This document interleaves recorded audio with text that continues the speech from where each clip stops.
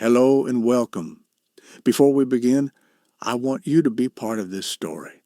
Drop a comment right now and tell me where you're watching from and what time it is there. Let's see how far this story reaches around the world. Because today, we're stepping into the dark world of MS-13, a name that strikes fear from Los Angeles to New York, from Central America to inside U.S. prisons. This isn't just another street gang. This is a network built on blood, loyalty, and terror. And at the center of it all stands one man, Henrry Josue Villatoro Santos. One of the top 3 MS-13 leaders inside the United States, his arrest in Virginia shook the criminal underworld and law enforcement alike.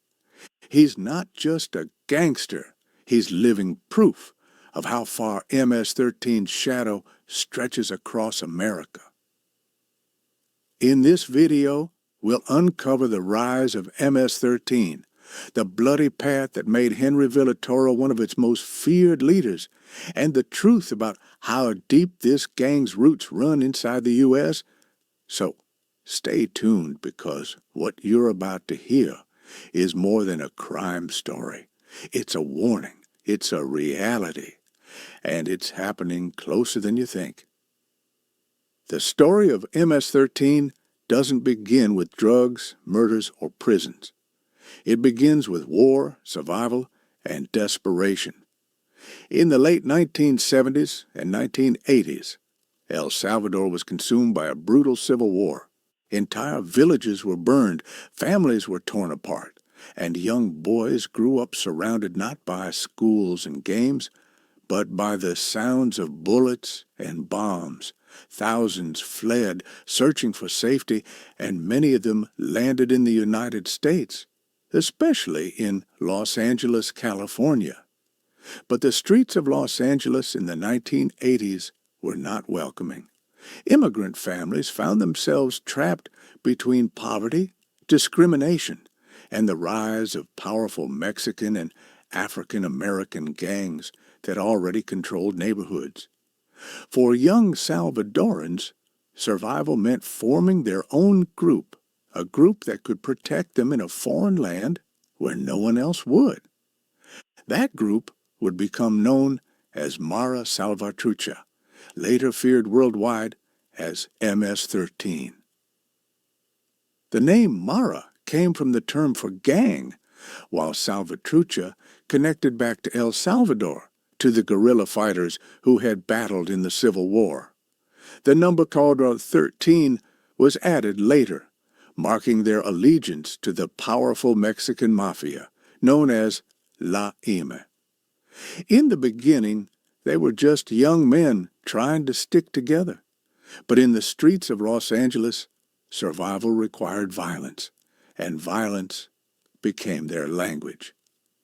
MS-13 quickly built a reputation for brutality. While other gangs relied on guns, Mississippi, 13 members carried machetes, long, sharp blades that terrified both enemies and civilians alike. The machete became their symbol, their signature. It wasn't just about killing. It was about sending a message. Every act of violence was designed to spread fear, to show that MS-13 was not to be crossed. By the 1990s, the gang had exploded in size. Thousands of Salvadorans had joined, many of them hardened by years of war. They lived by strict codes. Loyalty to the gang was everything. Betrayal was punished by death, and respect was demanded through intimidation. Tattoos marked their bodies MS-13. Devil horns, teardrops under the eyes. Their skin became a canvas of terror, each mark telling a story of loyalty, violence, or time served in prison. But as MS-13 grew in Los Angeles, something else was happening that would turn a local gang into an international monster. In the 1990s, the U.S. government began deporting thousands of gang members back to Central America. Instead of destroying MS-13, deportation spread it. Suddenly, El Salvador, Guatemala, and Honduras were flooded with men who had learned the gang lifestyle in the U.S. They brought back not just tattoos and weapons, but an entire culture of fear. In countries already weak from war and poverty, Mississippi, 13 thrived. Police forces were small, governments were corrupt, and prisons became training grounds instead of punishment. Inside cells, leaders gave orders that reached across borders, connecting cliques in El Salvador with those still operating in the U.S. The gang was no longer just surviving, it was growing, adapting, and building a network that stretched across nations. By the early 2000s, Mississippi, 13 had become one of the most dangerous criminal organizations in the Western Hemisphere. Law enforcement in the United States called them a transnational criminal organization. The FBI launched task forces to track them. Presidents mentioned them in speeches as symbols of lawlessness. Media headlines described them as demons, ruthless killers who had turned suburban neighborhoods into battlegrounds. But what made MS-13 truly terrifying wasn't just the violence. It was the structure. Unlike the Mafia, there was no single godfather at the top. Instead, Mississippi, 13 operated in cliques, semi-independent groups spread across cities and states, each with its own leaders, soldiers, and rules. But they were all united by a shared identity, by loyalty to the Mara, and by the authority of senior figures who issued commands from prisons or safe houses. Among these leaders were men who shaped the gang's direction, who turned street violence into organized crime. They managed drug trafficking routes, human smuggling operations, and extortion rackets. They ordered murders, sometimes of rivals, sometimes of innocent people who simply refused to pay rent. To them, fear was profit, and terror was power. This is the world where Henrry Josue Villatoro Santos rose. He didn't create MS-13, but he inherited its bloody legacy. He grew up in a structure where loyalty to the gang meant survival, where every act of violence brought recognition, and where rising through the ranks required both intelligence and ruthlessness. In MS-13, there is no mercy, and those who rise to leadership are not just criminals. They are survivors of a deadly hierarchy. By the time Henrry Villatoro's name reached law enforcement in the United States, Mississippi, 13 was already deeply entrenched. From the barrios of Los Angeles to the suburbs of Virginia, from the prisons of El Salvador to the streets of New York, the Mara had spread its shadow. Politicians called them animals. Communities called them a curse. But to young men lost in poverty and violence, Mississippi 13 offered something no one else could: identity, belonging, and power. Henrry Josue Villatoro Santos became one of the most feared names in this network. Law enforcement would later call him one of the top 3 MS-13 leaders inside the U.S., a man who carried the weight of a violent empire on his shoulders. His story cannot be told without first understanding the fire that forged him, a fire that began in the streets of Los Angeles, spread through deportations, and burned across an entire continent. And as we dig deeper into his rise, the question becomes clear.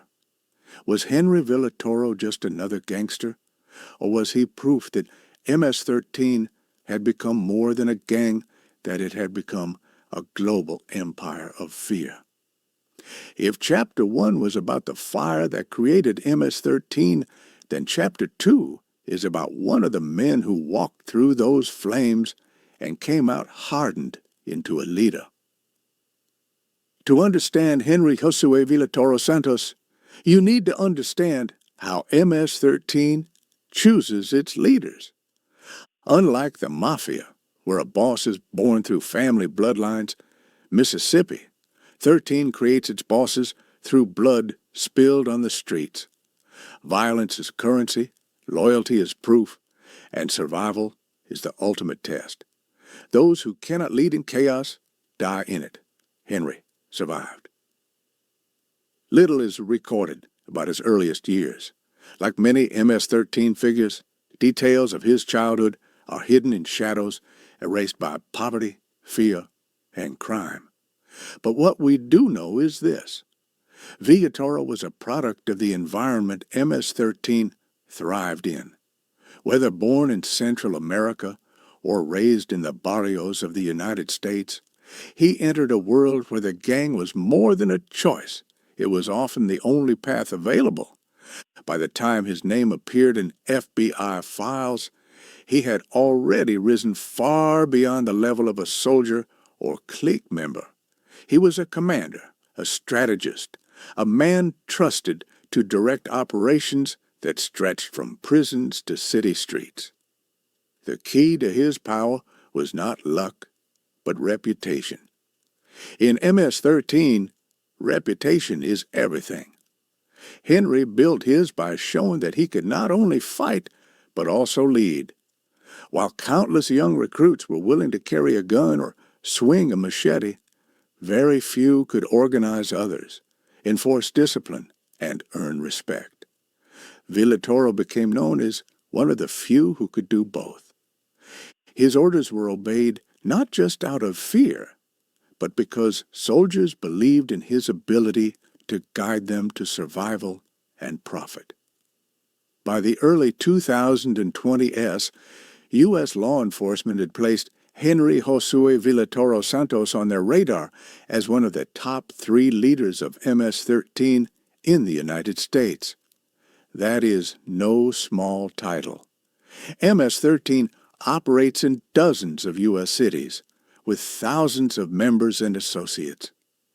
To rise to the top of such a structure requires not just violence, but political skill, the ability to navigate rivalries between cliques, negotiate with imprisoned leaders, and manage the constant pressure from law enforcement. Villatoro could do all of this and more. But how exactly did he rise? The answer lies in the structure of MS-13 itself. Each clique is semi-independent, but major decisions flow from higher-ranking leaders known as Ranfla Nacional, often based in El Salvador. Communication runs through prison systems, encrypted phones, and word of mouth. Leaders like Henrry act as bridges enforcing orders, expanding influence, and keeping the gang's international structure alive inside the United States. To do this requires both charisma and cruelty.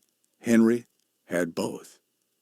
His control spread into parts of Virginia, Maryland, and the Washington, D.C. metro area regions where MS-13 has long had a strong presence. Here, cliques carried out murders, extortion, and drug trafficking under his shadow. Victims included rivals, suspected traitors, and civilians who refused to pay the gang's tax. Witnesses were silenced through intimidation or eliminated entirely.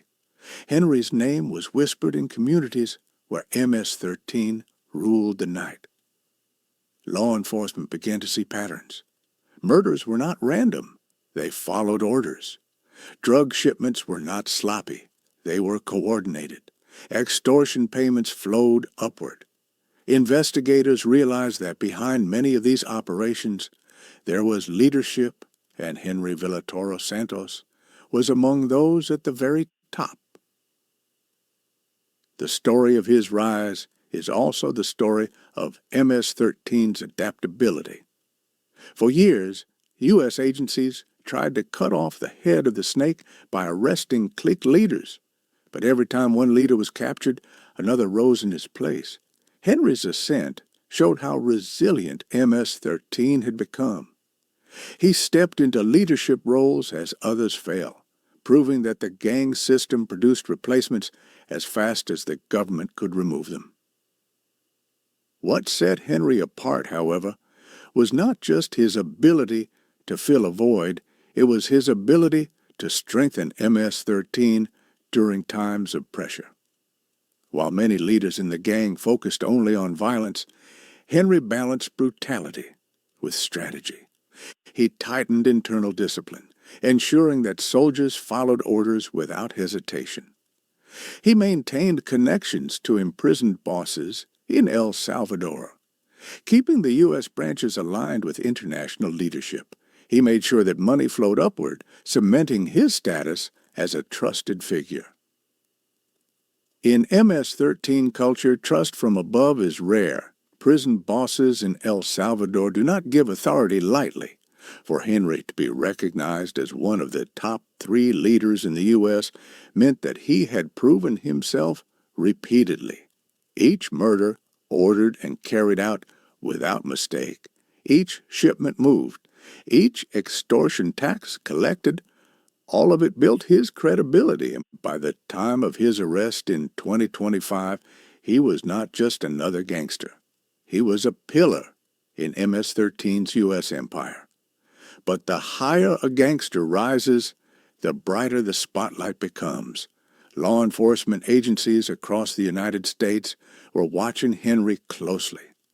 The FBI, ICE, and local police had learned that dismantling MS-13 required targeting its leadership, not just its soldiers. Task forces tracked communicatations, infiltrated cliques, and flipped lower-level members into informants. Slowly, a picture of Henry's operations came together. His base in Virginia became the center of the investigation. From here, Henrry directed operations that spread across the East Coast. Surveillance revealed meetings with gang lieutenants, coded phone calls, and suspicious financial movements. Each piece of evidence connected him deeper to murders, extortion, and racketeering. Prosecutors built their case carefully, knowing that taking down a figure this high in MS-13 required airtight proof. Finally, in 2025, the strike came. Henrry Josue Villatoro Santos was arrested in Virginia, sending shockwaves through both the gang and the public. News headlines declared him one of the top MS-13 bosses in America. For communities terrorized by the gang, his capture felt like justice. For law enforcement, it was a major victory in a war that has lasted decades. But was it the end of his story, or just the beginning of another chapter? That question haunted investigators. For MS-13, losing a leader does not always mean collapse. The gang has always been Hydra-like, cut off one head and 2 more rise. Even in chains, leaders often continue to issue orders from prison using smuggled phones or corrupt guards to maintain contact. Would Henrry follow this path? Would he remain a ghostly presence behind bars, still directing violence on the streets? His arrest revealed something even more chilling. Reports suggested that Villatoro was connected to cliques across multiple states, with influence reaching beyond Virginia. His removal created a power vacuum, but also showed just how organized MS-13 had become inside the United States. This was not a scattered street gang anymore. It was a structured network with leaders, hierarchies, and international ties. For the government, Henry's case was used as proof of the need for aggressive law enforcement and international cooperation. For MS-13, it was a test of resilience. Could they replace him? Could they continue without his leadership? The answer, as history has shown, is almost always yes. That is the true terror of MS-13. Individuals rise and fall, but the organization survives. Yet Henry's legacy is undeniable. He symbolizes the new face of MS-13 in America, not just tattooed street soldiers, but strategic leaders who understand how to run a criminal empire in the shadows of U.S. cities. His capture marked a moment of triumph for law enforcement, but also a reminder of how deep the gang's roots have grown. As the courtroom awaits his fate, the streets whisper his name. To the communities who lived under his shadow, Henrry Villatoro Santos will be remembered as a symbol of fear. To his soldiers, he remains a figure of respect, a leader who rose higher than most ever could. And to the story of MS-13, he will always be part of the chapter that proves the gang's greatest weapon is not just violence, but its ability to produce leaders like him again and again. Because MS-13 is not just one man, it is an idea, a movement, a violent family that keeps finding new generals to carry its flag, and Henrry Josue Villatoro Santos, whether free or behind bars, will forever be remembered as one of the most powerful generals MS-13 ever placed on American soil. The arrest of Henrry Josue Villatoro Santos sent shockwaves through law enforcement agencies across the United States. For years, investigators had meticulously tracked his movements, piecing together a web of violence, intimidation, and criminal enterprise that spanned multiple states.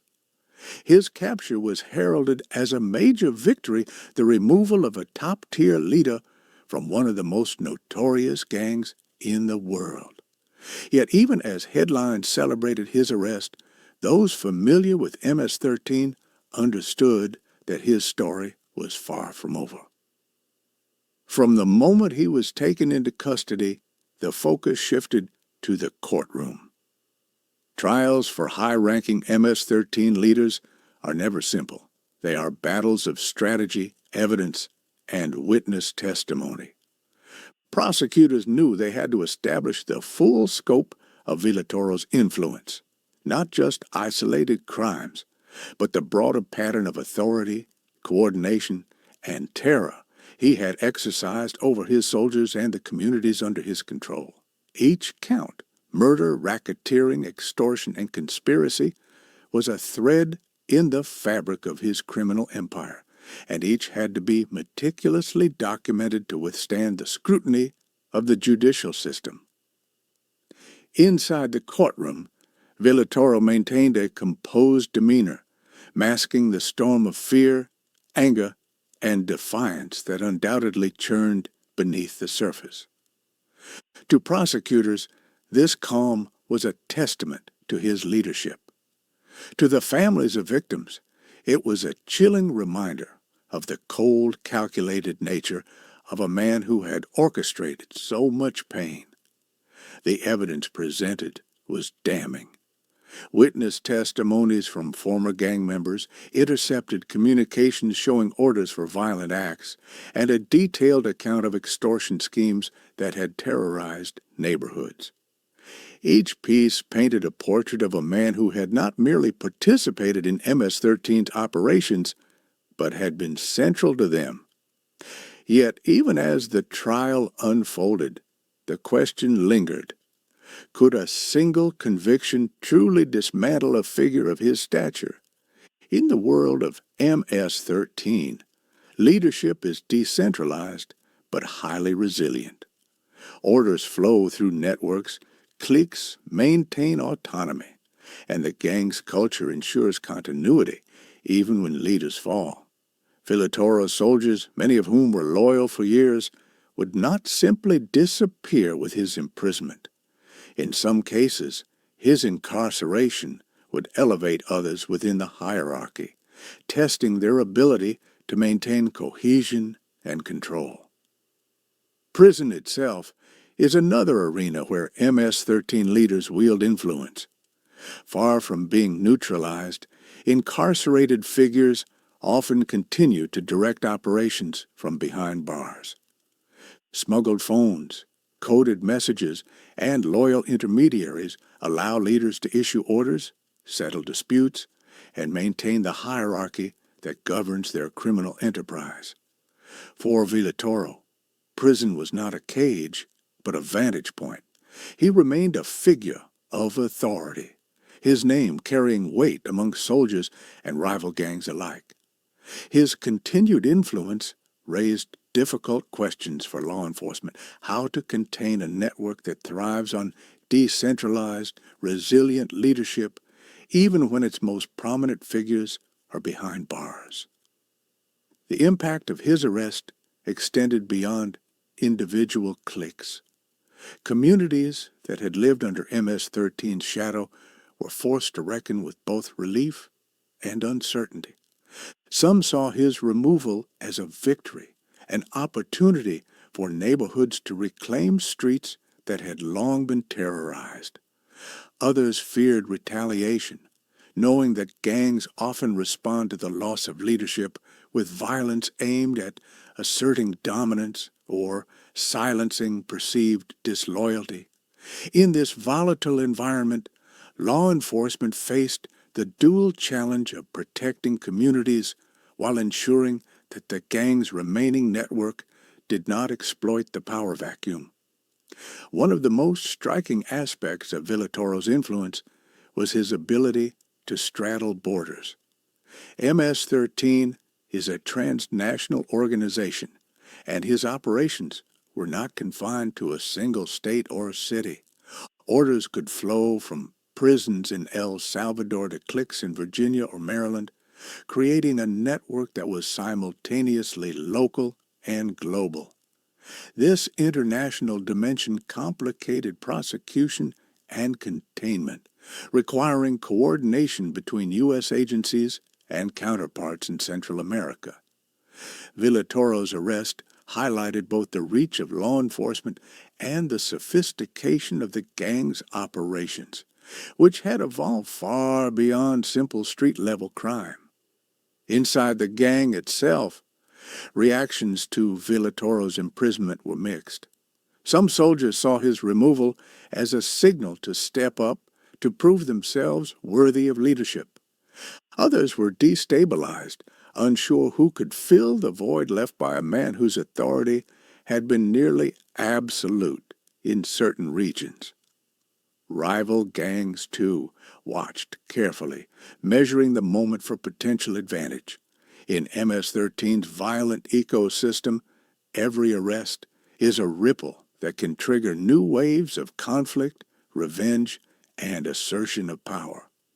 Despite the turbulence, law enforcement agencies took the arrest as an opportunity to expand intelligence gathering. Lower-level members were interrogated, communications were monitored, and networks were mapped with unprecedented detail. Villatoro's capture provided insights not just into his personal operations, but into the broader structural patterns of MS-13 in the United States. These insights would guide future prosecutions, preventive policing, and community outreach aimed at disrupting the gang's influence before new leaders could consolidate power. The trial itself became a window into the operational complexity of MS-13. Prosecutors highlighted how Villatoro coordinated murders across state lines, ordered extortion campaigns targeting local businesses, and maintained loyalty among soldiers through a combination of fear and respect. Testimonies from former gang members revealed a disciplined hierarchical system that bore all the hallmarks of a highly organized criminal enterprise. Observers outside the courtroom were struck by the stark contrast between the myth of the chaotic street gang and the reality of a structured, strategic network orchestrated by leaders like Villatoro. Throughout the proceedings, the media paid close attention. News outlets reported on the gruesome details of murders and intimidation campaigns, while analysts dissected the gang's influence in American cities. Public awareness of MS-13's structure and Henrry Villatoro's role increased dramatically, sparking debate about immigration, law enforcement priorities, and the ongoing battle against organized crime. Villatoro, once a name known only to law enforcement and gang members, became a symbol of both fear and fascination. Yet, while the courtroom drama unfolded, the streets remained a critical concern. Local police and federal agencies worked in tandem to prevent retaliatory violence. Community outreach programs attempted to shield young people from recruitment, while social services aimed to provide alternatives to gang life. Villatoro's arrest underscored a simple truth. Removing a single leader does not dismantle an organization, but it can create openings for intervention, both in enforcement and prevention. Prison life for Henrry Josue Villatoro Santos was far from ordinary. High-profile gang leaders are carefully monitored, but their notoriety ensures continued influence. He could no longer walk freely through Virginia neighborhoods, yet his name carried weight inside correctional facilities and through channels that reached loyal soldiers outside. This duality, imprisoned yet influential, illustrates the enduring challenge MS-13 presents. Law enforcement can cage the individual, but the network adapts, survives, and continues. The long-term impact of Villatoro's removal will unfold over years. Analysts predict a temporary disruption in certain regions, with potential spikes in violence as remaining soldiers jockey for influence. Rival gangs may seize territory, new leaders may emerge, and law enforcement will remain vigilant, attempting to anticipate and prevent the next wave of crime. Villatoro's story thus becomes both a cautionary tale and a case study. One man can rise to immense power, but the organization's resilience ensures the cycle continues. For communities affected by MS-13, Villatoro's arrest represents a mixture of relief and uncertainty. Streets may feel safer, yet the structural presence of the gang remains. Programs aimed at disrupting recruitment, improving education, and offering alternatives to gang life become even more critical. The legacy of a leader like Villatoro is not erased by incarceration. It reverberates through neighborhoods, influencing behavior, fear, and the choices of young people who might otherwise seek belonging elsewhere. In examining the broader trajectory of MS-13, Villatoro's influence underscores the organization's adaptability.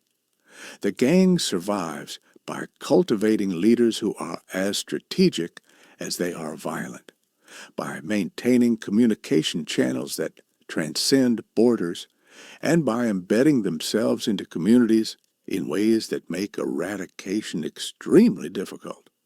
Henrry Josue Villatoro Santos exemplifies this system, a figure whose personal story cannot be separated from the evolution of MS-13 itself.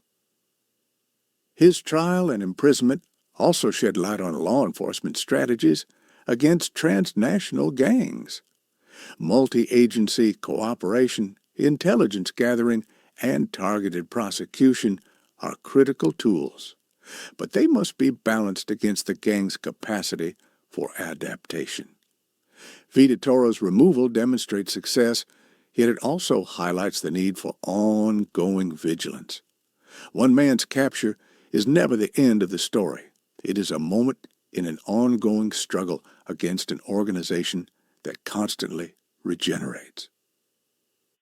As his case continues, Henrry Josue Villatoro Santos remains a symbol of both the dangers of MS-13 and the potential for justice.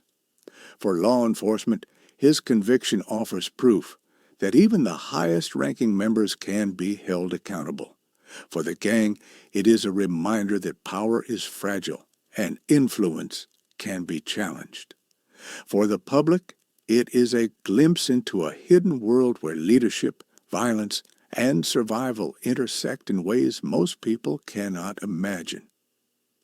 Ultimately, the arrest and trial of Henrry Villatoro illuminate the complex interplay between individual agency and organizational power. He was not the creator of MS-13, nor the sole architect of its terror. Yet his leadership, strategic acumen, and ability to command fear made him one of the gang's most significant figures in the United States. His story is inseparable from the story of the gang itself, a testament to how individuals shape and are shaped by the criminal empires they inhabit. Even behind bars, Henry's name continues to carry weight. Soldiers respect it, rival gangs fear it, and law enforcement studies it. The network he helped maintain persists, evolving and adapting. His removal creates space for both hope and danger, hope that violence can be curtailed, danger that the gang structure ensures new leaders will rise. The future of MS-13 in the U.S. will always be tied to the ability of leaders like Henry to enforce, organize, and inspire loyalty. Removing a man of his caliber is significant, but it is not enough to dismantle a global criminal network. Communities, law enforcement, and policymakers must continue to engage, disrupt, and prevent recruitment, knowing that the shadow cast by one leader can persist even after the man himself is confined. Henrry Josue Villatoro Santos represents a critical intersection of personal power and organizational might. His rise, reign, and eventual capture provide a window into the inner workings of one of the world's most feared gangs. MS-13 continues, and so does the influence of men like him. Remind us that the story of crime is never simple, never isolated, and never fully contained. The streets never sleep. Shadows stretch across the alleys, and every corner has a story, some whispered, some screamed. Henrry Josue Villatoro Santos had learned early that power in MS-13 isn't just about fear. It's about presence. Being everywhere, seeing everything, controlling everything. In Virginia, Maryland, even reaching into the bustling suburbs of New York. His name alone was enough to make people obey or vanish. He didn't start at the top. Every leader begins at the bottom, carrying out orders, paying dues, earning respect through acts that most people couldn't stomach. For Henry, that meant learning the gang's brutal language machetes, coded threats, initiation rites that could break a man or bind him forever. Violence was the curriculum, loyalty the exam, and he excelled. MS-13 isn't just about crime, it's about identity. Tattoos mark allegiance, silence marks loyalty, and every murder or extortion reinforces the hierarchy. Henry's body became a map of his journey, symbols of his cliques, numbers that connected him to bosses in El Salvador, marks that warned enemies to never cross him. But beyond the ink and blood, it was his mind that set him apart. He studied rival gangs, law enforcement patterns, and the cracks in his own organization. He learned when to strike, when to negotiate, and when to disappear entirely. By the time he reached the top of the U.S. hierarchy, Henry wasn't just a gangster, he was a strategist. He ran operations like a corporation. Extortion wasn't random, it was calculated. Murders weren't chaotic, they were messages. Smuggling routes were mapped, finances monitored, and loyalty enforced with precision. For young recruits, he was a legend. For rivals, a ghost in the night. For law enforcement, a nightmare they had hunted for years. Yet even legends have weaknesses. Henry's rise drew attention. Communities whispered names behind closed doors. Investigators pieced together patterns, satellites, surveillance, informants they all watched. The higher he rose, the brighter the spotlight burned. Every move became a risk, every decision a potential trap. And in the shadows, his soldiers waited, knowing that one mistake could undo everything. MS-13 thrives on fear, but fear alone isn't enough to maintain power. Henry knew this. He had to inspire, command, and intimidate simultaneously.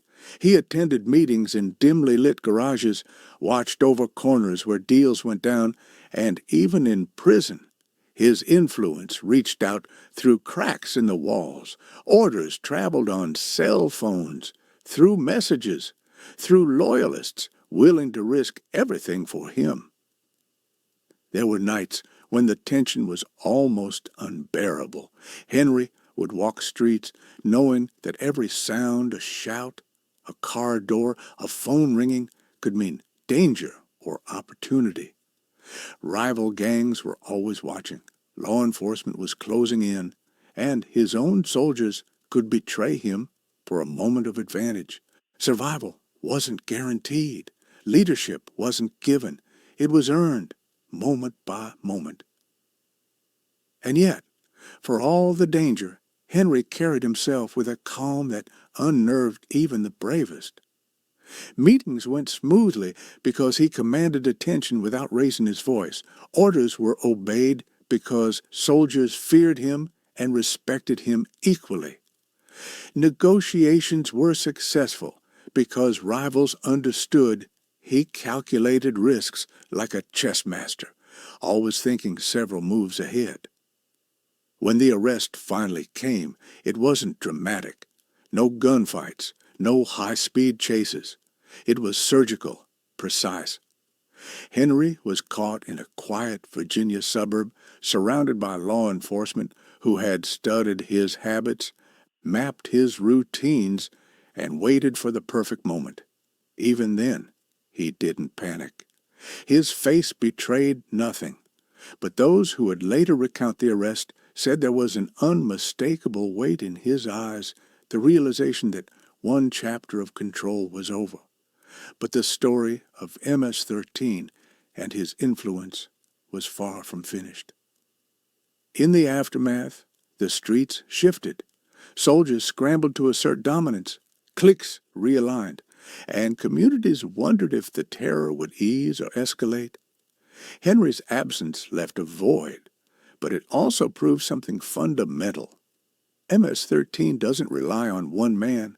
It relies on a system, a culture, a network that continues to operate even when leaders fall. Henry's name became legend, whispered in fear and awe, his influence lingering like a shadow over the neighborhoods he once controlled. And while he sat behind bars planning his next move or simply reflecting on decades of power and survival, Mississippi 13 adapted. New leaders emerged, old cliques consolidated, and the network that Henry had helped strengthen continued its relentless march. For Henrry Josue Villatoro Santos, the streets he once ruled may have changed, but his legacy, a mix of fear, strategy, and undeniable power, remained indelible. The story of MS-13 is not a story that ends with a single arrest. It is a living, breathing chronicle of survival, power, and violence, a network that thrives on chaos, yet operates with the precision of a well-oiled machine. The arrest of Henrry Josue Villatoro Santos, one of the top leaders in the United States, was monumental.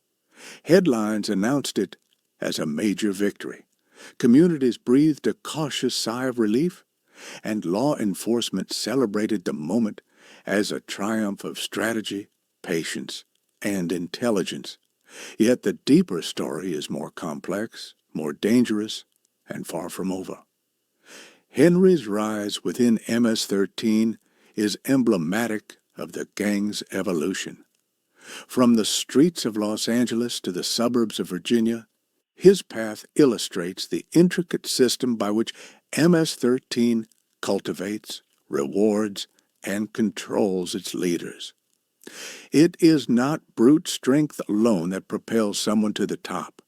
It is strategic thinking, the ability to navigate networks of loyalty and fear, and the talent to inspire obedience without question. Henry mastered all these, becoming not just a gangster, but a symbol of the gang's resilience in the United States. From his early years, Villatoro understood that survival required more than physical prowess. He observed rival gangs, studied law enforcement patterns, and learned the value of alliances and intimidation. His influence grew as he carried out orders, proving his loyalty, capability, and ruthlessness. By the time he reached the top tier of leadership, he was orchestrating operations across multiple states, overseeing cliques, managing extortion schemes, and issuing orders for violent acts that were executed with chilling precision. His ability to operate both in the streets and within the prison system gave him a level of control that few leaders ever achieve. The communities under MS-13's influence felt the weight of Henry's authority. Parents whispered warnings to their children, shopkeepers paid protection money, and fear dictated daily routines. Every violent act, every act of extortion reinforced the hierarchy and cemented his position. Even among other gang members, respect and fear intertwined. Soldiers obeyed not only because of the threat of punishment, but because of the reputation Henry had meticulously built over years. Law enforcement agencies, however, were not idle. Task forces across Virginia, Maryland, New York, and California coordinated operations to track him. Informants provided critical intelligence. Surveillance captured meetings, coded communications, and financial transactions that illuminated the structure of his empire. The complexity of MS-13, with its decentralized cliques and international connections, made targeting a high-ranking leader a daunting task.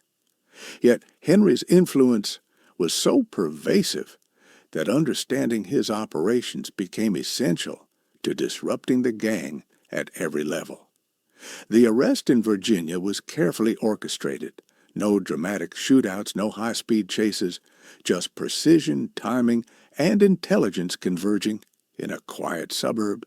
Henry was taken into custody without incident, yet the impact was immediate. The communities he had ruled with fear and strategy experienced a sudden vacuum. Rival cliques, sensing opportunity, began to maneuver. Soldiers scrambled to fill gaps in leadership. The delicate balance of power that Henry had maintained began to shift, revealing both the strength and the fragility of MS-13's structure. In the courtroom, Henry's presence was formidable. He did not rely on theatrics. His power had always been silent, pervasive, and strategic. Evidence was presented meticulously. Witness testimonies from former gang members, intercepted communications, and financial records showing extortion and criminal enterprise. The prosecution painted a clear picture. Henry was not merely a participant, but a central figure in orchestrating violence, controlling cliques, and extending MS-13's influence across the United States. Prison, however, does not neutralize leaders like Henry. Incarceration is a different battlefield, where influence is exerted through coded messages, loyal intermediaries, and the ability to command respect, even from behind bars. His soldiers continued to carry out operations, guided by his strategies illustrating a fundamental truth about MS-13. Removing a leader does not dismantle the organization. It is resilient, adaptive, and capable of maintaining its networks across states and countries. The broader implications of Henry's arrest are profound. For law enforcement, it represents both success and the ongoing challenge of targeting high-ranking leaders without creating power vacuums that can escalate violence. For communities, it is a mix of relief and uncertainty. Streets may temporarily feel safer, but the underlying presence of the gang persists. Recruitment continues, new leaders emerge, and the system Henry helped strengthen adapts. MS-13's transnational nature further complicates the landscape. Orders can flow from prisons in El Salvador to cliques in U.S. cities, illustrating the gang's ability to operate beyond borders. Henry's influence was not confined to one state. His reach extended across cities and cliques, connecting networks that law enforcement must constantly monitor. His arrest disrupted some operations, but the organization's decentralized nature ensured continuity, highlighting the ongoing struggle against a highly adaptive criminal network. Yet Henry's story is not solely one of fear and violence.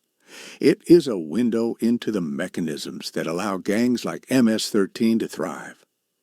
Loyalty, discipline, strategy, and intelligence are as critical as brutality. Leaders are cultivated through a system that rewards competence in enforcing rules, managing resources, and expanding influence. Henry's rise illustrates that MS-13's strength lies not only in its soldiers, but in its ability to produce leaders capable of managing complex operations and surviving intense scrutiny. The arrest also prompted introspection within the organization. Soldiers who had long followed Henry had to reassess their positions. Rival gangs sensed opportunities to expand territories. Internal conflicts emerged as cliques vied for dominance. The vacuum created by a single leader's removal tested the cohesion of MS-13, demonstrating both the resilience of the gang and the fragility of hierarchies dependent on individual authority. Communities impacted by MS-13's violence experienced a temporary shift. Shopkeepers breathed easier, parents allowed children more freedom, and local governments implemented measures to curb recruitment and prevent retaliation. Yet these interventions are always temporary if the root causes poverty, social exclusion, and lack of opportunity are not addressed. MS-13's power is maintained not just by violence, but by exploiting systemic weaknesses in society.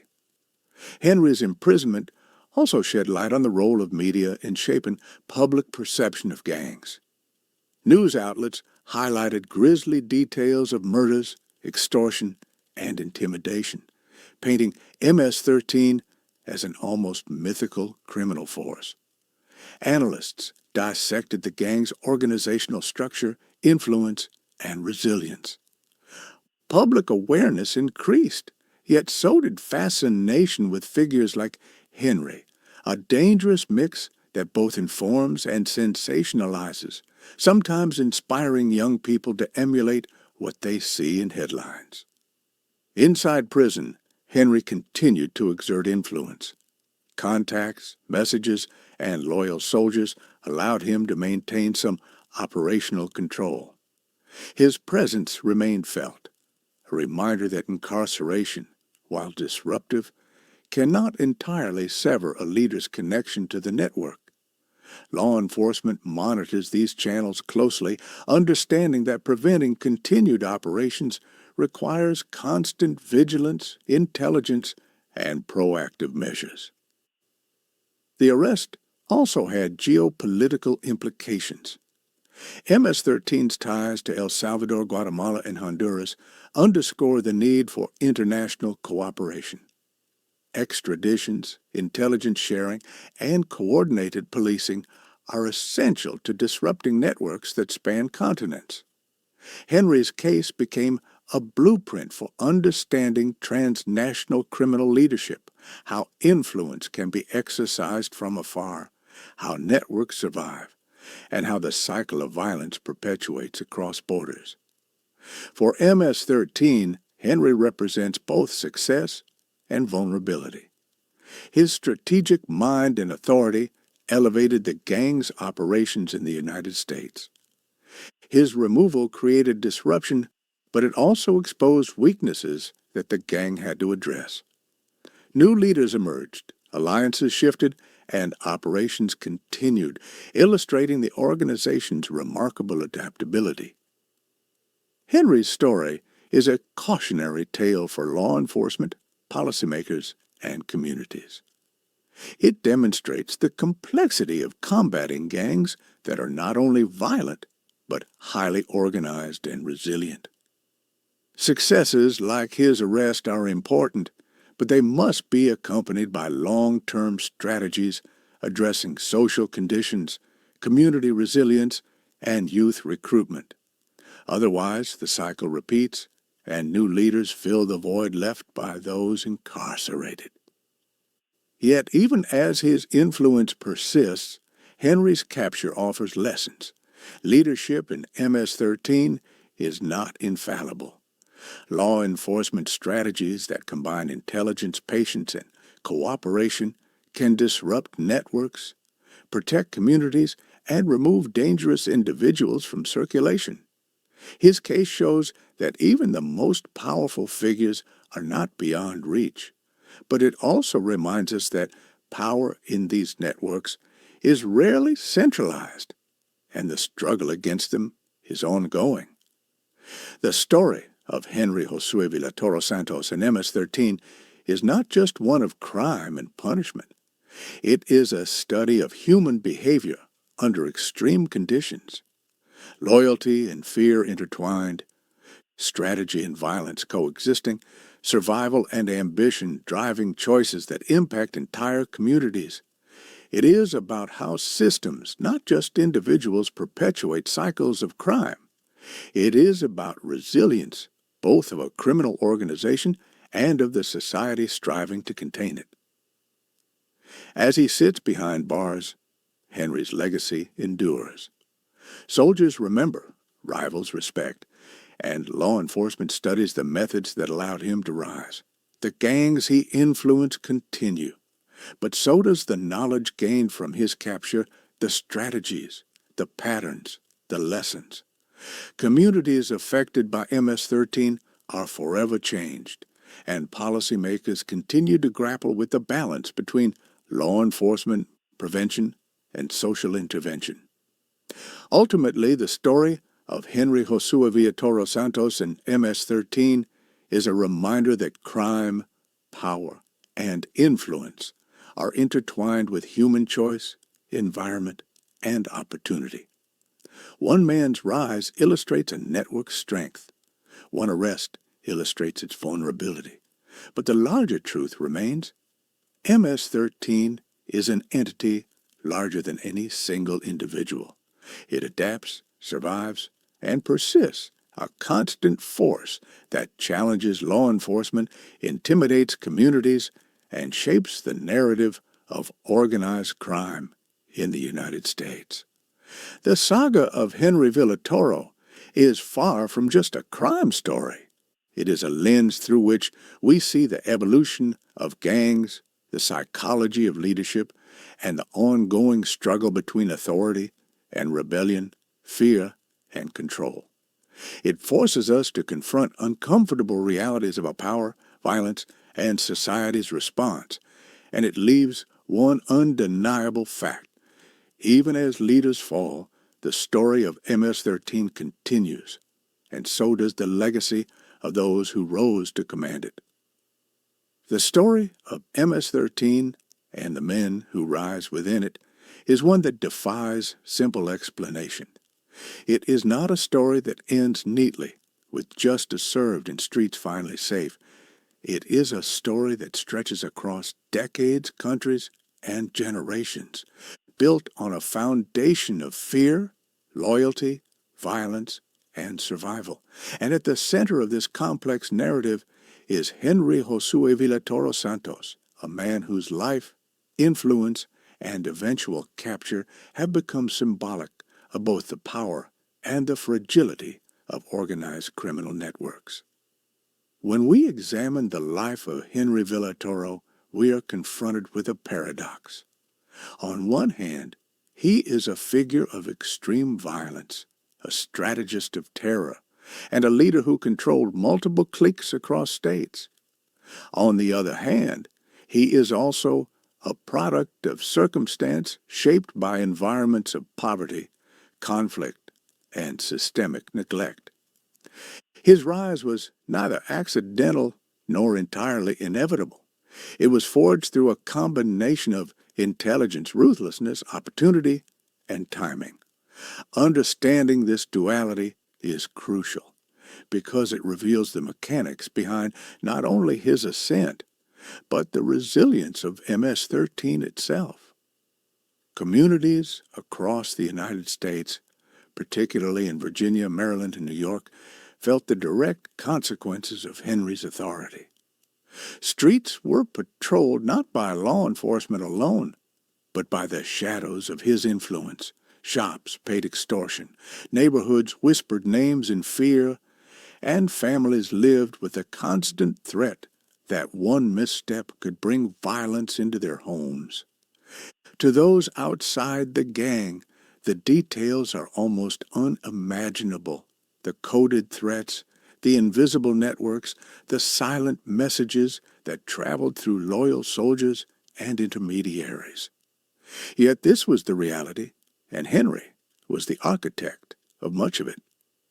The arrest of Henrry Josue Villatoro Santos was more than just a moment in law enforcement history. It was a case study in strategy, patience, and multi-agency coordination. Task forces had to map his movements, analyze his communication networks, and anticipate his reactions. Informants risked everything to provide information, often at great personal danger. Surveillance operations, undercover work, and cross-border intelligence sharing converged in a precise operation that ultimately removed him from the streets.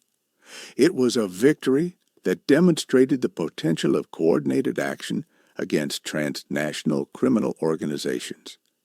Yet it also highlighted the limitations of targeting individuals in a decentralized system. Prison, as Henry would discover, is another battlefield. While physically confined, his influence did not vanish. Orders continued to travel through loyalists and intermediaries.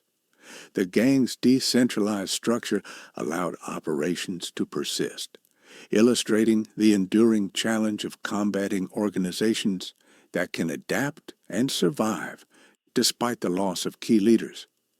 The lesson is clear.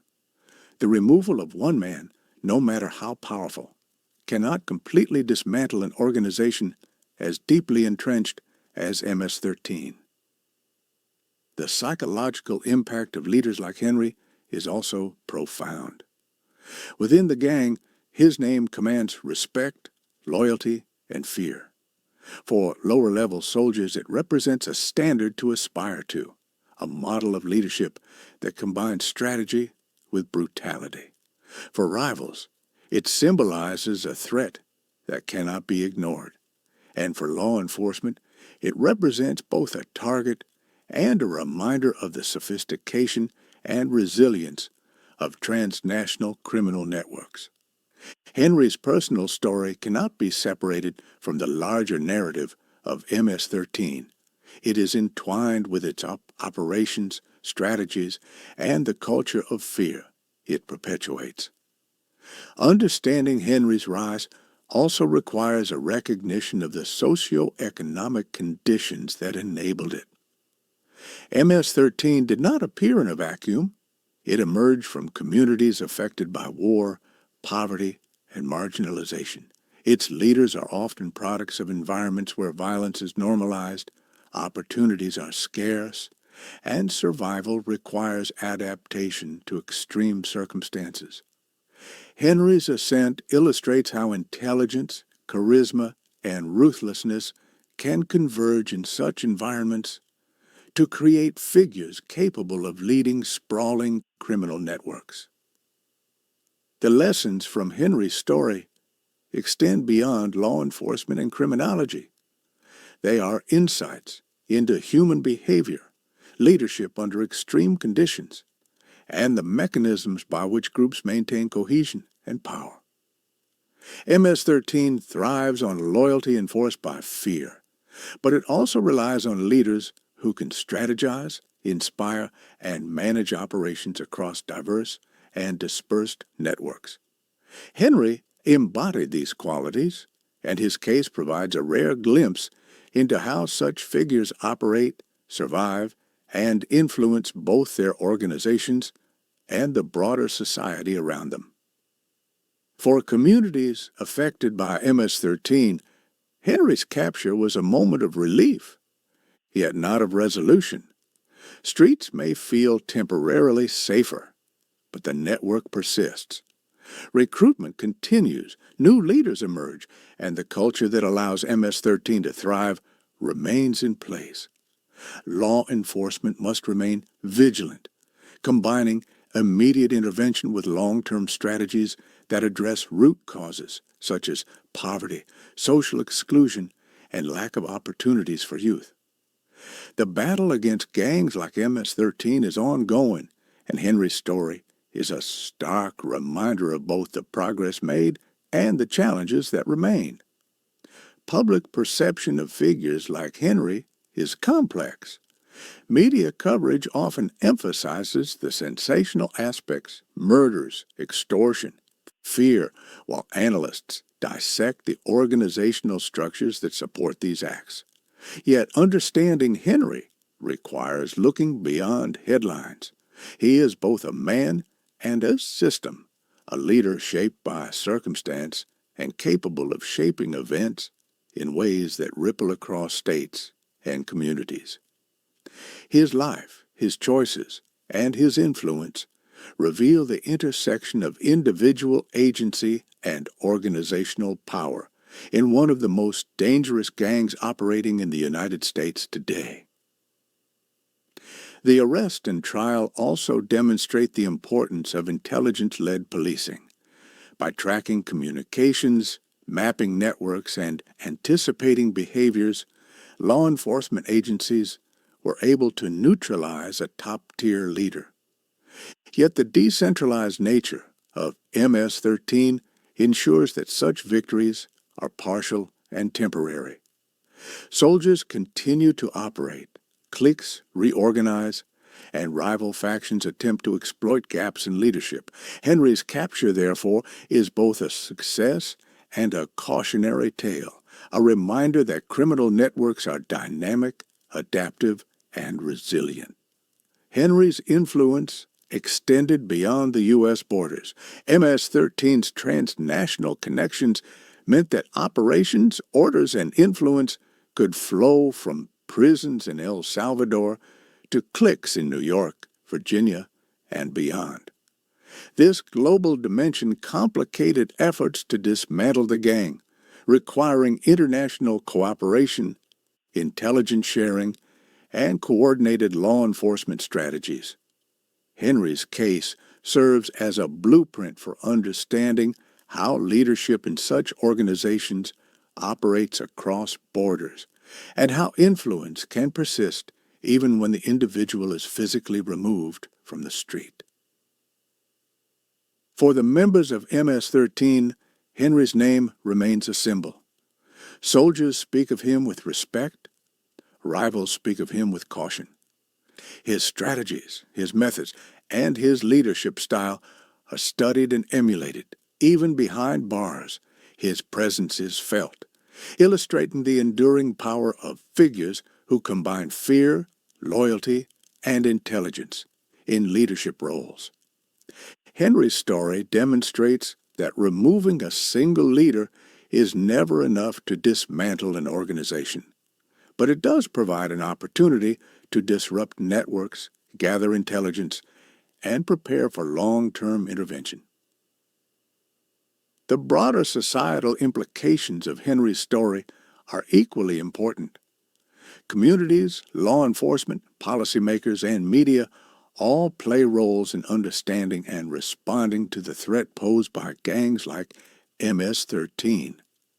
Effective intervention requires a multifaceted approach: immediate enforcement, prevention programs, social services, and public awareness.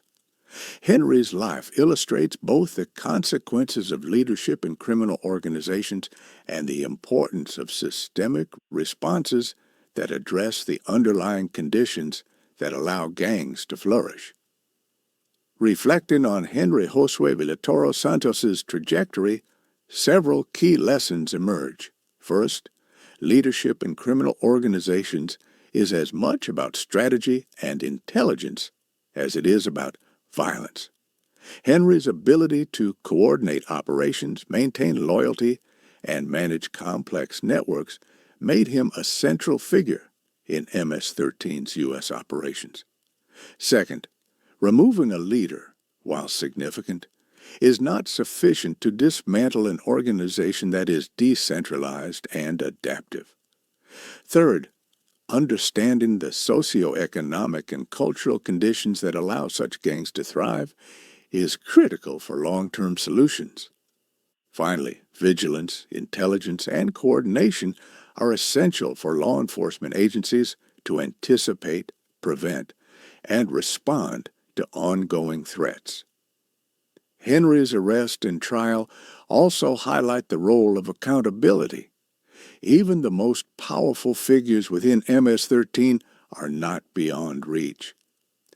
Law enforcement, through careful planning, intelligence gathering, and collaboration, can target individuals who have caused widespread harm. Yet accountability is only part of the equation.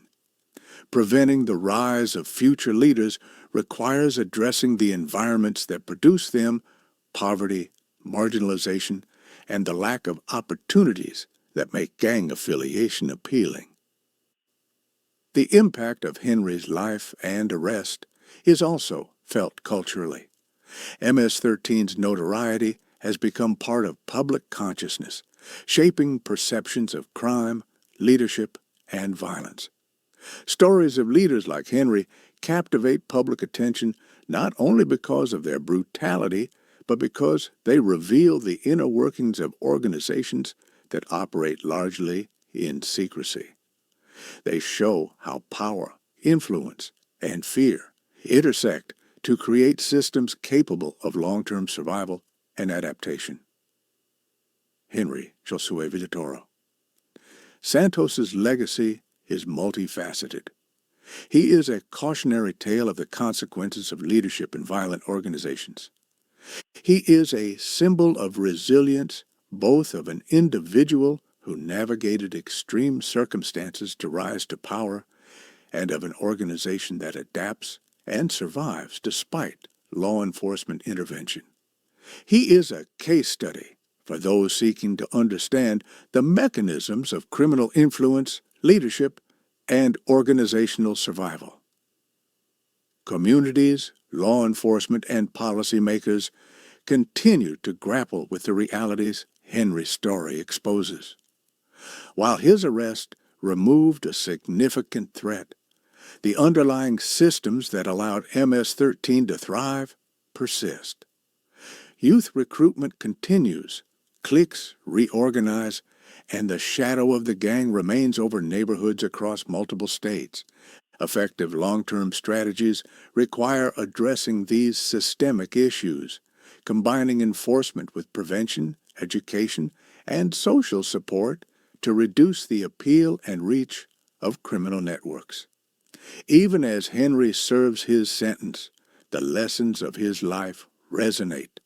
His story demonstrates the power of strategic leadership within criminal organizations, the challenges of dismantling decentralized networks, and the ongoing need for vigilance, intelligence, and systemic intervention. MS-13, like Henrry himself, continues to adapt, survive, and influence, reminding us that the struggle against organized crime is ongoing and complex. Ultimately, the narrative of Henrry Josue Villatoro Santos is a lens through which we can understand the broader dynamics of MS-13. It is a story of fear and loyalty, strategy and violence, power and consequence. It is a story that does not end with a single arrest, but continues in the streets, in prisons, in communities, and in the ongoing efforts of law enforcement to confront and contain one of the most dangerous gangs in the United States. Henry's life, rise, and fall are instructive not only for those studying organized crime, but for anyone seeking to understand the interplay between individual agency and structural forces. MS-13 is more than a collection of individuals. It is a system capable of producing leaders, enforcing loyalty, and surviving intervention. Henry's story illustrates both the human and organizational elements that sustain such networks, offering insight into how criminal power operates and persists. In the final analysis, the arrest of Henrry Josue Villatoro Santos represents both triumph and limitation. It demonstrates the effectiveness of coordinated law enforcement and intelligence operations, while simultaneously highlighting the resilience of criminal organizations. His story is a testament to the complexity of combating gangs that operate across borders, thrive on loyalty and fear, and produce leaders capable of strategic, long-term influence. For the communities affected, the arrest is a milestone, but not a solution. For law enforcement, it is both a success and a reminder of the challenges ahead. For society at large, it is a story that illustrates the enduring intersection of crime, leadership, and environment. Henrry Josue Villatoro Santos, whether remembered as a criminal, a leader, or a case study, leaves an indelible mark on the history of MS-13 in the United States. And so, the story continues. MS-13 endures. Leaders rise and fall. Streets change hands. Communities struggle. And the lessons of Henrry Josue Villatoro Santos remain. Power is strategic, influence is resilient, and the fight against organized crime is never-ending. His legacy, a mixture of fear, respect, strategy, and violence, will echo through the streets, the prisons, and the histories of the neighborhoods he once controlled for generations to come.